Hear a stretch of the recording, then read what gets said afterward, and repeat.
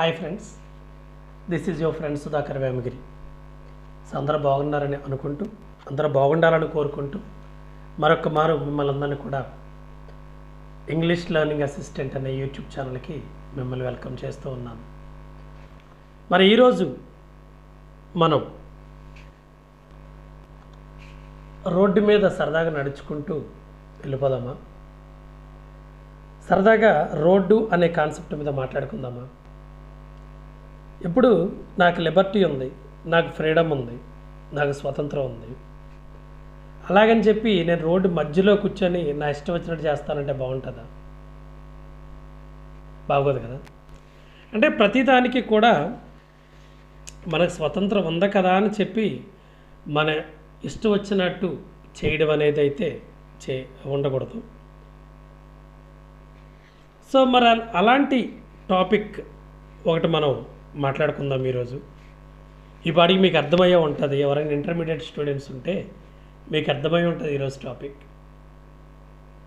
On the rule of the road. On the rule of the road, intermediate Telangana first ఇయర్లోని 9th యూనిట్లో one of first lesson అనమాట. On the rule of the road. AG Gardiner ఈ lesson రాసింది ఎవరో? AG Gardiner. ఇది కొంచెం lengthy video.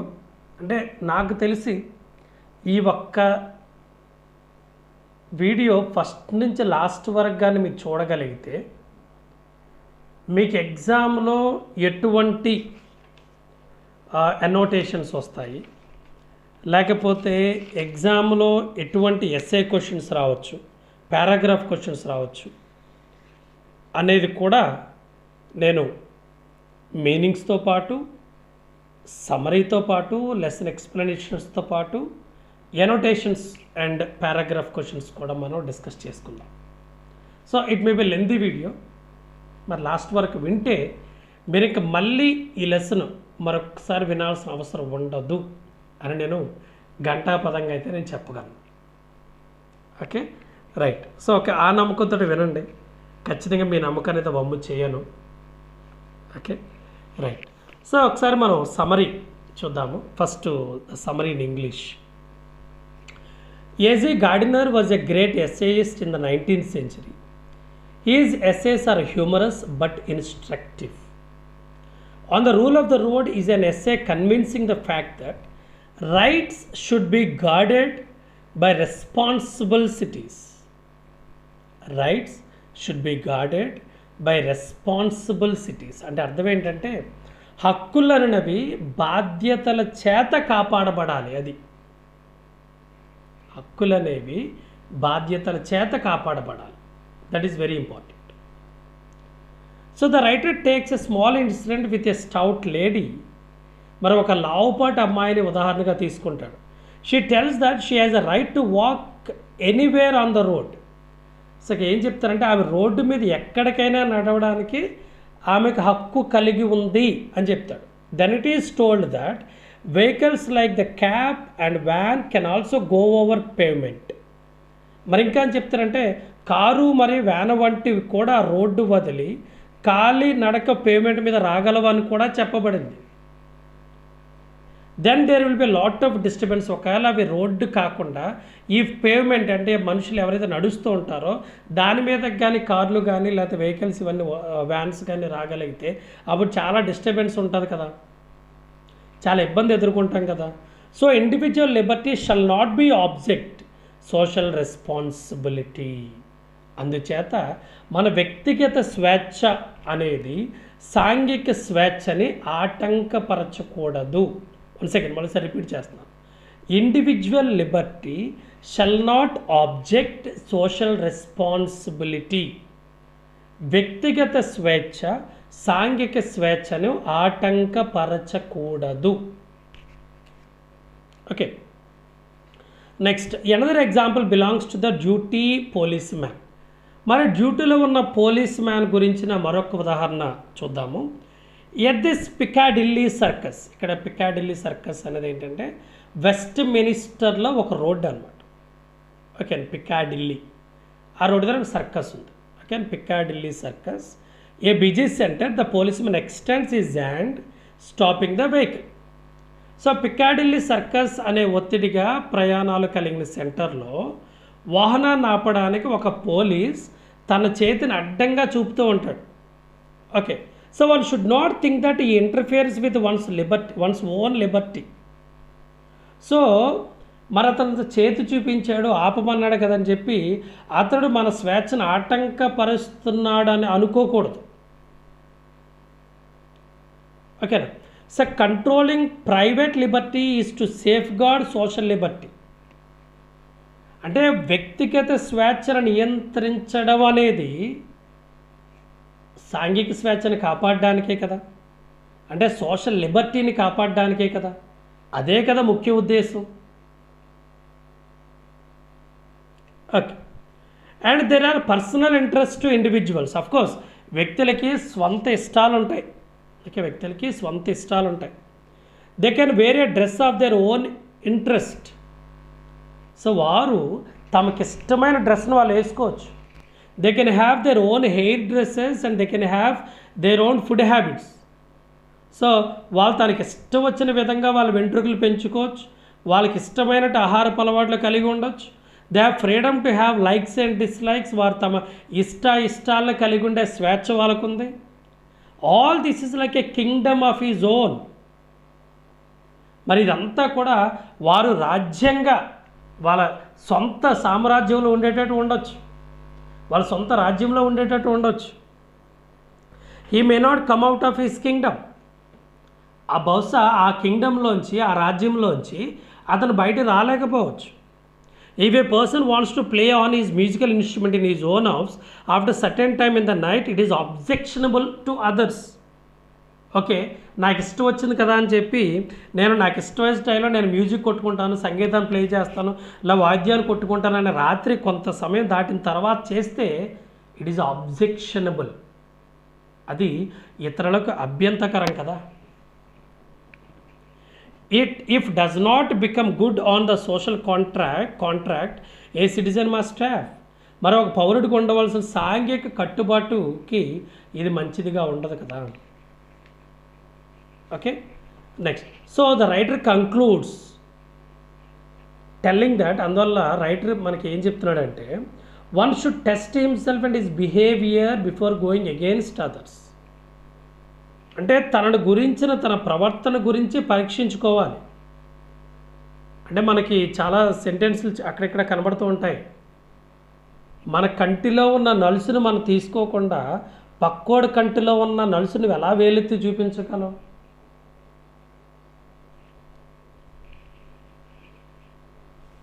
So before going against others, rights and responsibilities go hand in hand. బాధ్యతలు హక్కులు, rights and responsibilities go hand in hand. బాధ్యతలు హక్కులు ఒకదానితో ఒకటి నడుస్తూ ఉంటాయి. ఓకే, సో ఇదండి మరి మన సమ్మరీ. ఇప్పటికి మీకు ఆ లెసన్ అనేది క్లియర్గా అర్థమైంది అనుకుంటున్నాను. Okay, right. మరి మనకి లెసన్ ఎక్స్ప్లెయిన్ చేసుకున్న టైంలో మనకు కొన్ని మీనింగ్స్ అనేవి కొంచెం కన్ఫ్యూజింగ్గా ఉంటాయి, అర్థం కాకుండా ఉంటాయి. మరి వాటి మీద కూడా ఒక్కసారి మనం చూద్దాం. సో కన్ఫ్యూజన్ అంటే a state of being not certain about. A state of being not certain about అంటే గందరగోళం అని చెప్పాలి. నెక్స్ట్ పెరిల్, PERIL, పెరిల్ అంటే సీరియస్ డేంజర్ అంటే నాశనం. పెరిల్ అంటే నాశనం. లిబర్టీ అంటే ఫ్రీడమ్, స్వేచ్ఛ. పేవ్మెంట్ అంటే నడకదారి, సైడ్ వాక్, నడకదారి, నడిచే ప్లేస్ అన్నమాట. Next chaos A state of lack of order అంటే ఒక ఆర్డర్ లేకపోవడం. అంటే దీన్ని మనం ఏం చెప్తామంటే అరాచకత్వం అని చెప్తాం, అస్తవ్యస్తం అని చెప్తాం, అస్తవ్యస్త్. ఓకే, అరాచకత్వం అని చెప్తాం, chaos. Next anarchy, ANARCHY, anarchy అంటే a state of disorder. Same chaos, anarchy A state of disorder. Next preserved preserved అంటే kept something in it's original state, అంటే తన స్థితిలోనే భద్రపరచడం అన్నట్టు. అంటే సురక్షితమైన రక్షణ, సురక్షిత్ రక్షణ అన్నమాట. నెక్స్ట్ కట్టెయిల్డ్, కట్టెయిల్డ్ అంటే రెస్ట్రిక్టెడ్, ఆపబడడం. కట్టెయిల్డ్ అంటే ఆపబడడం, రెస్ట్రిక్టెడ్. నెక్స్ట్ టిరనీ, టిరనీ TYRANNY, టిరనీ అంట.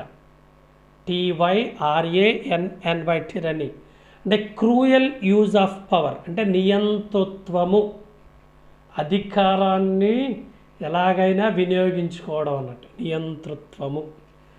నెక్స్ట్ ఇన్సోలెన్స్, ఇన్సోలెన్స్ అంటే ల్యాక్ ఆఫ్ రెస్పెక్ట్, అమర్యాద.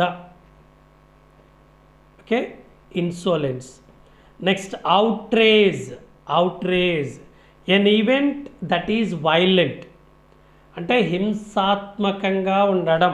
ఓకే, హింసాత్మకంగా ఉండడం. నెక్స్ట్ పికాడిల్లీ, పికాడిల్లీ అంటే a road in the city of Westminster London, లండన్లో వెస్ట్ మినిస్టర్లో ఉన్న ఒక రోడ్డు Piccadilly. Next maelstrom, maelstrom MEAELSTROM,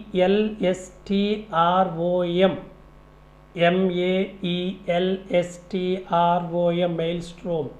A situation of confusing situations అంటే కన్ఫ్యూజన్ కలిగించే స్థితి.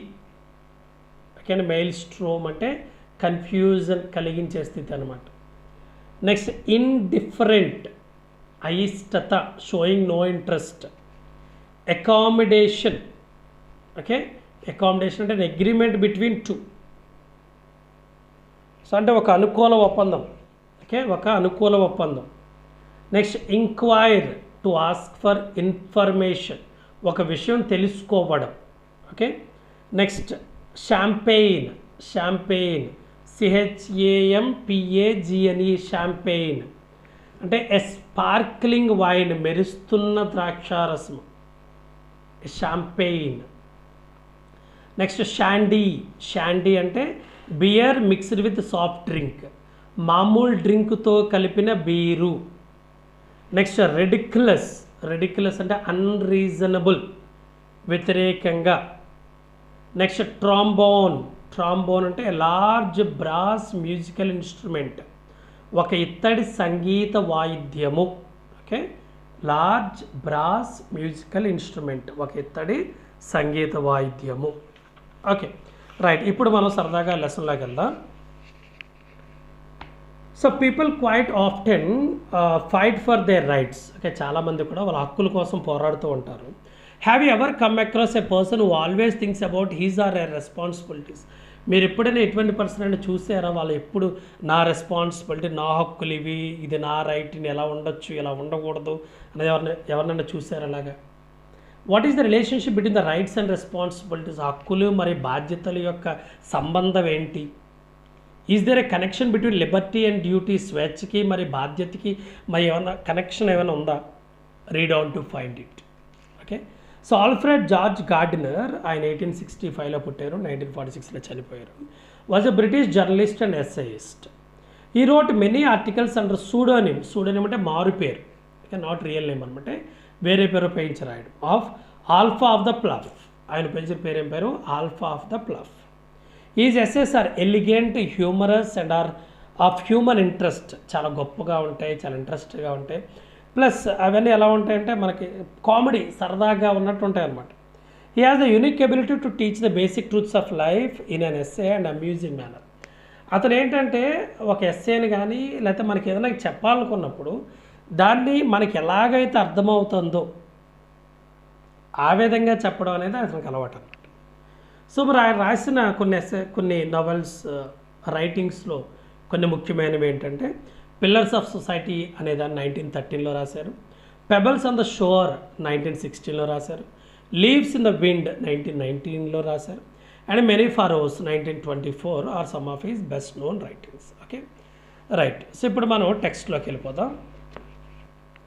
On the rule of the road is a short but interesting discussion on the liberty. అంటే మన స్వేచ్ఛ, స్వతంత్రం అంటాం కదా, దాని మీద ఒక అద్భుతమైన టాపిక్ అని చెప్పుకోవచ్చు. The writer convinces the reader that rights and responsibility go together. Rights, హక్కులు మరి బాధ్యత రెండు హ్యాండ్ ఇన్ హ్యాండ్, రెండు కలిసే వెళ్తాయి. Understanding this fact and following it makes life sweeter while failure to do makes it better. ఒకరు ఇదిగా మనం అర్థం చేసుకుంటే జీవితం చాలా హ్యాపీగా సంతోషంగా ఉంటుంది. అర్థం చేసుకోకపోతే జీవితం అనేది చాలా కష్టంగా చేదుగా ఉంటుందని మనం చెప్పవచ్చు. రైట్, ద టెక్స్ట్ ఇప్పుడు మనం చూద్దాం. A stout lady was walking with her basket down the middle of a street in Petrograd to the great confusion of the traffic and with no small peril to herself. ఒక లావుగా ఉన్నటువంటి ఒక lady బాస్కెట్ని పట్టుకొని ఆ road మీద, Petrograd road మీద నడుచుకుంటూ వెళ్ళిపోతుంది. Confusion of the traffic and with no small peril to herself. అది ఆమెకి ఎంత డేంజర్ అనేది ఆమెకు తెలియలేదు. Okay, it was pointed out to her that the pavement was the place for foot passengers.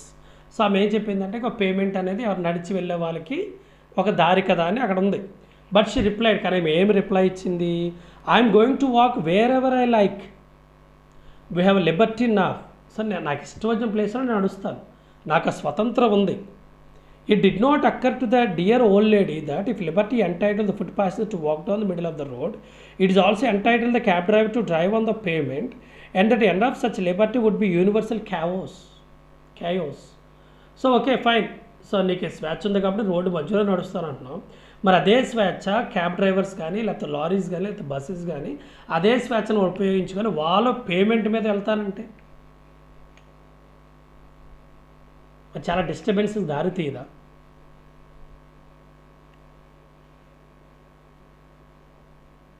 గందరగోళం దారి తీయదా అని చెప్పాను. Everybody would be getting in everybody else's way. Okay, so ప్రతి ఒక్కరు ఇష్టం వచ్చినట్టు చేసుకుంటూ ఉన్నారు. Nobody would get anywhere. So అలా ఇష్టం వచ్చినట్టు చేసుకుంటే ఎవరు ఎక్కడికి వెళ్ళలేరు. So individual liberty would have become social anarchy. అంటే వ్యక్తిగత స్వేచ్ఛ లేకపోతే వ్యక్తిగత స్వతంత్రం అనేది సొసైటీలో ఒక అరాచకం అయిపోయింది అని చెప్తున్నాడు. అంటే మన సంఘానికి లేదా మన సమాజానికి అదొక రకమైనటువంటి అరాచకం. అంటే సాంఘిక స్వేచ్ఛను ఆటంకపరచడమే కదా. ఓకేనా, నువ్వు ఎక్కడ నడవాలి? పేమెంట్ మీద నడు. నువ్వేం చేయాలో ఆ పని చేయు. నాకు స్వేచ్ఛ ఉంది కదా అని ఇష్టం వచ్చినట్టు చేస్తానంటే ఎట్లా? రైట్, అది first point. Next, there is a danger of the world getting liberty. So మరి స్వేచ్ఛ ఎక్కువగా ఉండడం కొంచెం ప్రాబ్లమ్స్ ఉన్నాయి. Drunk in these days like the old lady with the basket and just as well to remind ourself what rule of the road means. So ఇప్పుడు ఆ old lady ఉంది, road మధ్యలో నడుస్తుంది. అసలు ఆ రూల్స్ రెగ్యులేషన్స్ ఏంటి, road మీద పాటించాల్సిన రూల్స్ ఏంటి ఆమెకు తెలుసా? It means that in order that the liberties of all may be preserved, the liberties of everybody must be curtailed. అంటే మీ లిబర్టీ, మీ స్వేచ్ఛని, మీ స్వతంత్రాన్ని మీరు అనుకున్నప్పుడు మీ ఇష్టం వచ్చినట్టు మీరు వినియోగించుకుంటే liberties of everybody must be curtailed. అప్పుడు సమాజంలో అందరి స్వేచ్ఛనే స్టాప్ చేయాలి, అందరి స్వేచ్ఛను కోల్పోతారు. అదే ముందు సెంటెన్స్లో చక్కని చెప్పాడు. Everybody would be getting in everybody else's way, nobody would get anywhere. అంటే ప్రతి ఒక్కరు మీ ఇష్టం వచ్చినట్టు మీరు చేసుకొని పోతే ఎవరు ఎక్కడికి వెళ్ళలేరు. సో ఇది కూడా same. So liberties of all may be preserved, the liberties of everybody must be curtailed. So when the policemen say at Piccadilly circus, ఆ పికడెల్లీ సర్కస్ దగ్గర పోలీస్మెన్ చెప్తున్నాడు ఏం steps into the middle of the road and puts out his hand is the symbol not of tyranny. So ఇక్కడ ఏంటంటే ఆ Piccadilly circus దగ్గర policemen వచ్చి తన చేయని అడ్డంగా పెట్టాడు. ఎట్లా అంటే ఆగండి లేకపోతే మీరు వెళ్ళండి అని చెప్తున్నాడు. ఓకేనా, అదేంటది? It is not a tyranny. Okay, so అదేంటది? అది ఒక అతను ఉన్న పవర్ని మిస్యూజ్ చేసుకోవడం కాదు. ఓకేనా, బట్ ఆఫ్ లిబర్టీ, మనందరికీ స్వేచ్ఛని స్వతంత్రం ఇవ్వడానికి ఆయన చేస్తున్నాడు. You may not think so, అది మనకు అర్థం కాదు. You may being in hurry, మనం చాలా కంగారులతో ఫాస్ట్గా వెళ్తూ ఉంటాం కదా. And seeing your motor car pulled by is insolence of office. అంటే అండి మనం అడ్డంగా వెళ్ళిపోతుంటే పోలీస్ అని ఆపుతాడు కదా. ఇన్సోలెన్స్ అంటే అహంకారం. మనం ఏమనుకుంటాం, పోలీసుకి అహంకారం అనుకుంటాం. Feel that your Liberty has been outraged అంటే నీ స్వతంత్రాన్ని తీసుకున్నారు అనుకుంటాం, నీ స్వతంత్రాన్ని నీ దగ్గర నుంచి తీసుకున్నారు అనుకుంటాం. How dare this fellow interfere with your free use of the public highway. మనం ఇంకేమనుకుంటాం, నేను పబ్లిక్ హైవే మీద స్వేచ్ఛగా స్వతంత్రంగా వెళ్ళే హక్కు నాకు లేదా? ఈ పోలీస్ మ్యాన్ నా స్వతంత్రాన్ని హరిస్తున్నాడు, నా స్వేచ్ఛను తీసేసుకుంటున్నాడు అని మనం ఎంతకాలం అనుకోవట్లేదు. Then if you are reasonable person, ఒకవేళ నువ్వే కానీ నిజంగా అర్థమై ఉంటే, నీకు కరెక్ట్గా తెలిసి ఉంటే, you reflect that if you did not, నువ్వు అతను కావాలని అహంకారపూర్వకంగా చేయలేదు, కావాలని ఇన్సాలెంట్గా చేయలేదు అని మనకు అర్థమవుతుంది. Incident interfere with you would interfere with no one and the result would be that Piccadilly circus would be a maelstrom that you would never cross at all. ఓకేనా? సో అక్కడ ఏంటిది, పికాడిలీ దగ్గర ఏంటంటే మెయిల్ స్ట్రామ్ అంటే చెప్పుకోవాలి మన confusing state అని. మరి అక్కడ కన్ఫ్యూజింగ్ స్టేట్లో అందరూ ఇష్టం వచ్చినట్టు వెళ్ళిపోతూ ఉన్నప్పుడు ఆ పోలీస్ చేయి చూసిన తప్పే ఉంది? లేదా నువ్వు అడ్డంగా వెళ్తున్నప్పుడు నీ వెహికల్ పట్టుకొని నువ్వు చేసే తప్పు అని చెప్పడంలో తప్పే ఉంది? దానికి అతని అహంకారం ఎలాగవుతుంది? అసలు అక్కడ అలా చెప్పు ఉండకపోతే మనందరం వుడ్ బి గో నోవేర్, మనం ఎక్కడికి వెళ్ళేవాళ్ళం కాదు కదా. So you have submitted a curtailment of private liberty in order that you may enjoy social order which makes your liberty a reality.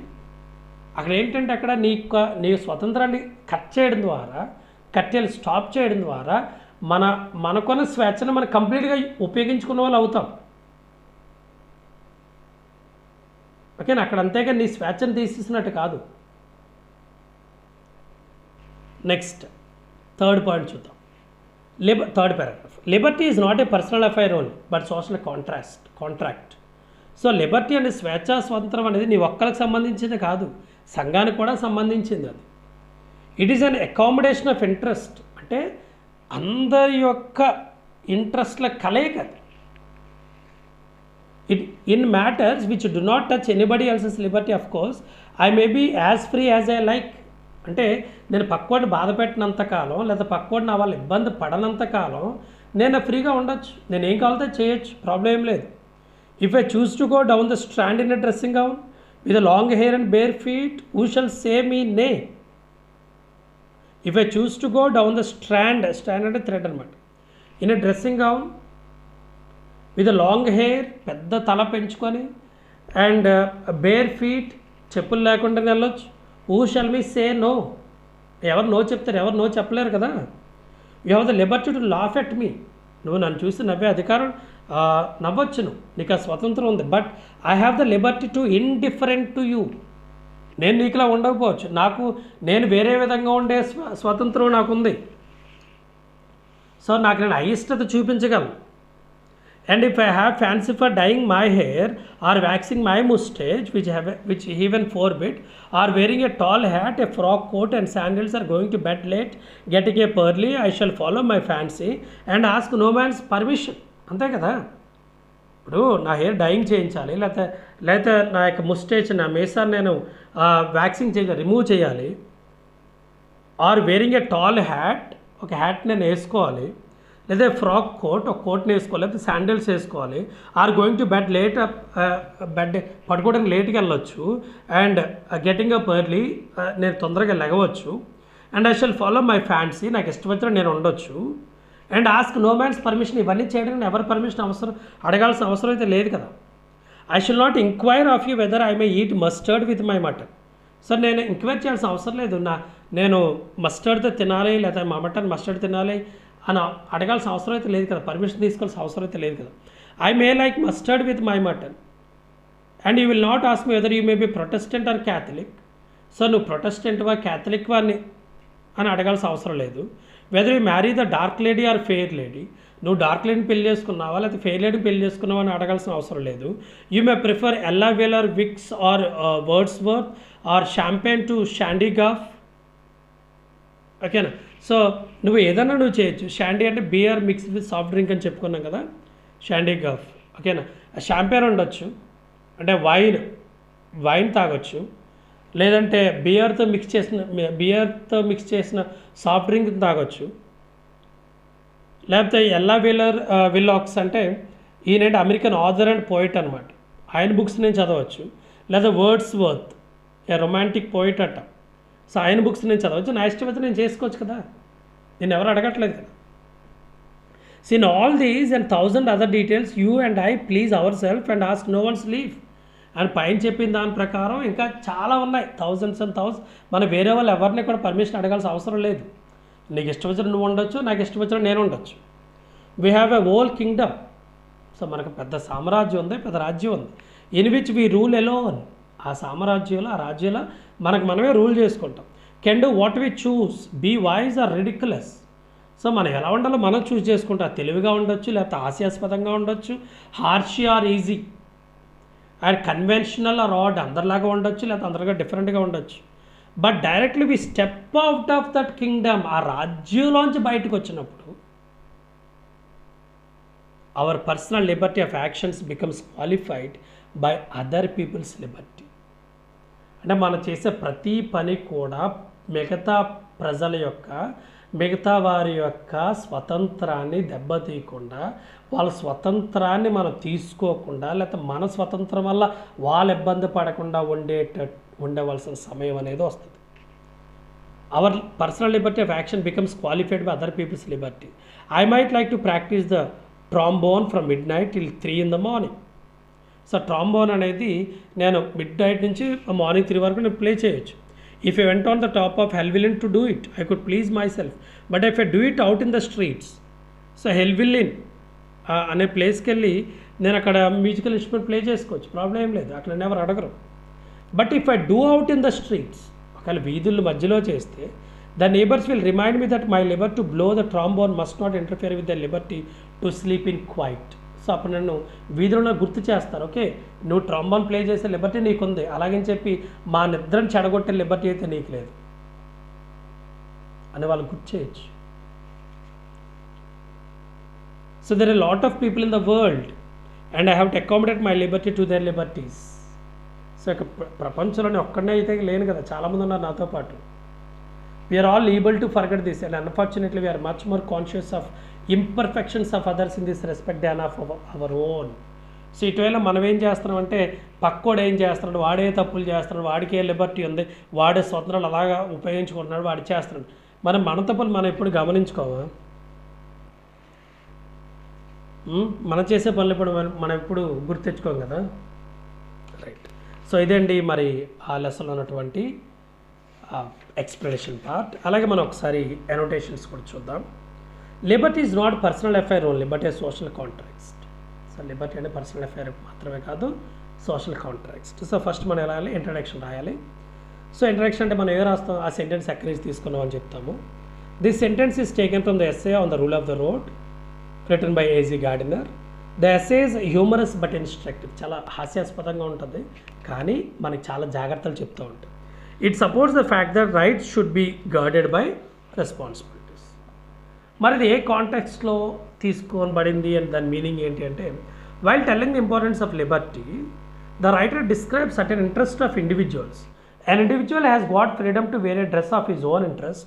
He can have a food habit of his own, sleeping habits of his own, religious interest or such other interest. If he wants to play on a musical instrument in the late hours, the neighbors has the objection. The certain things are personal, but they must have social contracts. మరి explanation ఏంటి అంటే, సింపుల్గా explanation అంటే సింపుల్గా ఉండాలి. Rights of person should not be offensive to the others in the society. One should feel social responsibility while enjoying one's freedom. Okay, next రెండోది కూడా చూద్దాం. Individual liberty would have become social anarchy. By the introduction same. This line is taken from the essay on the rule of the road written by A G Gardiner. The essay is humorous but instructive. It supports the fact that rights should be guarded by responsibilities. మీకు అర్థమవుతుంది, అన్ని అనోటేషన్స్లో introduction అనేది సేమే ఉంటుంది maximum. మరి దీని context ఎక్కడంటే, the writer cites examples to tell the rights demands responsibility. He gives the example of stout lady who walks on the road. She refused to walk on the pavement. She says that it is a right to walk anywhere on the road, but somebody tells her the cab driver also will think of his freedom. He drives his vehicle both on the road and on the pavement. This leads to chaos. There is a tussle on the road. Next explanation ఏంటంటే, It is the writer's opinion that individual liberty should not destroy social contrast. We can enjoy freedom, but others' freedom should be allowed. Thus, if personal liberty is stressed, social anarchy rises. Next, C చూద్దాం.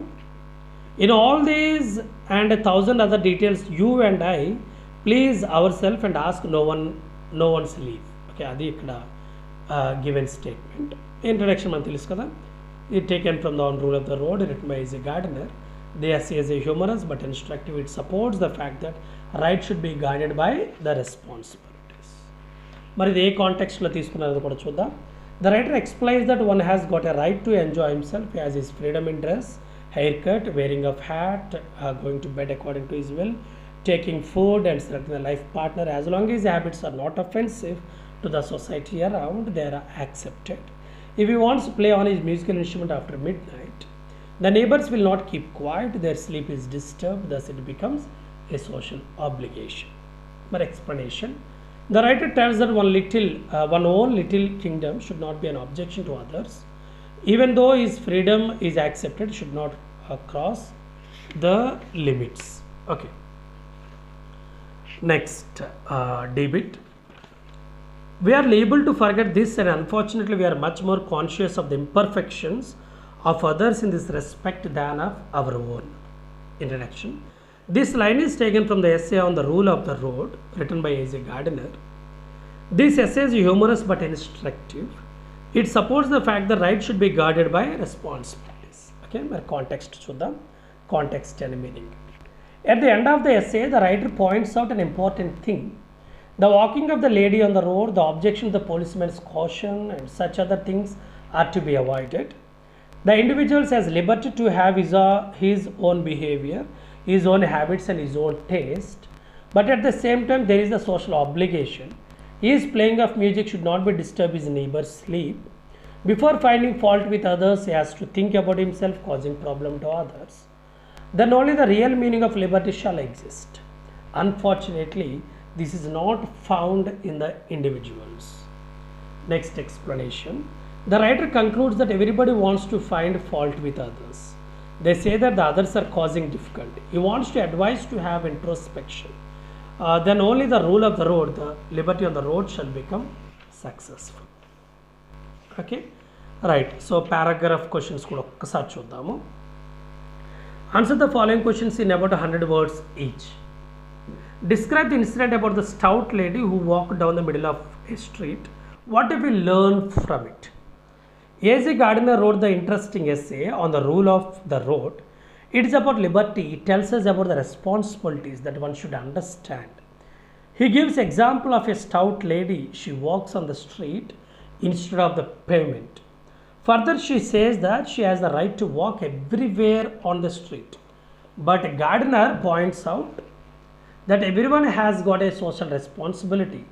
If the stout lady walks on the street, the cab driver will drive on the pavement. Freedom is there, but it should not hurt others. The policeman does his duty and stops vehicles. Then only the accidents will be avoided. So social security prevails.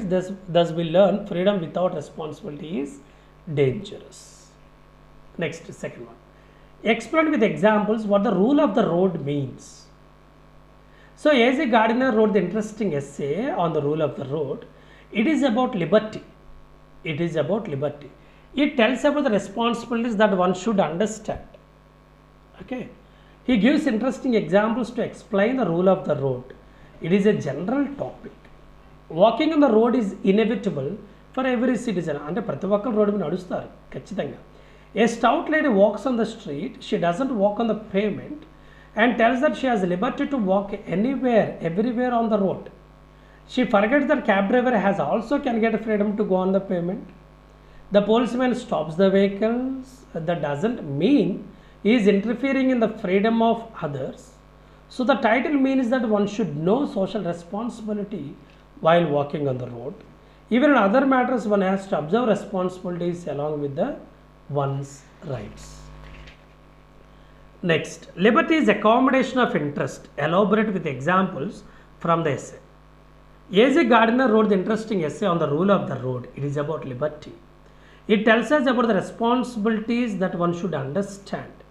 The writer tells us about the stout lady. If she walks on the road, if she walks on the street, there is a chaos. The policeman does his duty when he stops a vehicle.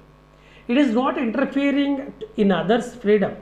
One has got a liberty to wear a dress of his own interest, food of his own, hairstyle of his own, marriage alliance according to his own will and others. But the social contract that he has got shall object to some of these things. So the interests are to be followed in association with other interests. Responsibilities restrict freedom and it is justified. Next, we have a whole kingdom in which we rule alone. Mention the areas in which we rule alone. As a gardener wrote the interesting essay on the rule of the road. It is about liberty. It tells us about the responsibilities that one should understand. A person can live on his own. He has his own habits and interests. He may be wise or unwise, may be harsh or easy. He has his own liking for a kind of dress, haircut, or a frock coat. It is his own small kingdom. He can play on the musical instrument throughout the night, but the neighbor will object to it. Even though an individual looks after his own kingdom carefully, somehow or the other he has to come out. He cannot be rest noted to the area. Rights and responsibilities go hand in hand. హక్కులు బాధ్యతలు ఒకదాంతో ఒకటి ఎప్పుడు కూడా కలిసి ప్రయాణం చేస్తూనే ఉంటాయి.